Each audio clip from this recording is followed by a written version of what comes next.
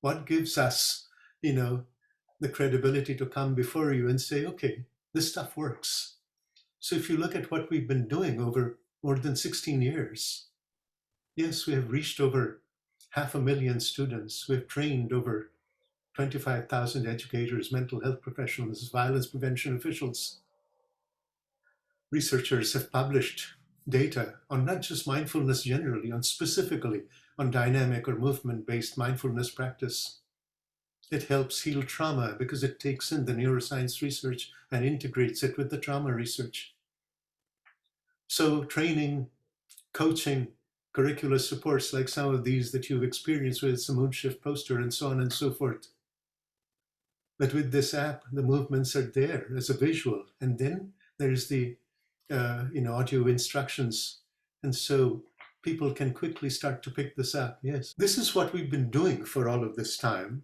Now, passing the torch to Fred for a few moments to say, what is the plan going forward?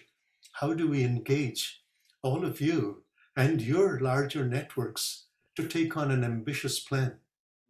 And our goal is to add 100 more Title I schools and tens of thousands more students over the next 3 years. To accomplish this, we are hoping to underwrite half of the cost for these schools to implement dynamic mindfulness school-wide with training, coaching, and curricular supports. This will cost about $10,000 per school per year. Every donation is important, but for $100, you can provide D-Mind training to a student peer leader for an entire school year. For $500, you can enable a teacher to be fully trained to lead a classroom in D-Mind exercises. For $1,000, you can sponsor the practice for an entire classroom for an entire year. And for $10,000, you can underwrite an entire school program for a year. We would love to have you support Niroga's work with your ideas, your connections, and your donations. Please feel free to contact me if you have any questions. And as we like to say at Niroga, you too can be part of changing the world, one breath at a time. Thank you so much, Fred. Thank you. And so giving you a little sense for the ambitious goal that we've set ourselves, 100 new schools, 100,000 students, 5,000 teachers trained and coached. Now let's just step back for a moment and say, what change would that really make in a community where it often seems like the world is going to hell in a handbasket? And so just stepping back, saying, what if?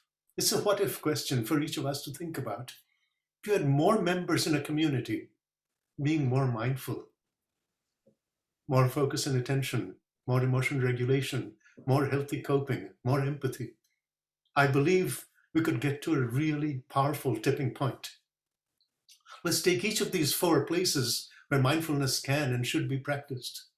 In the home, perhaps healthier relationships between child and child, parent and child, parent and parent.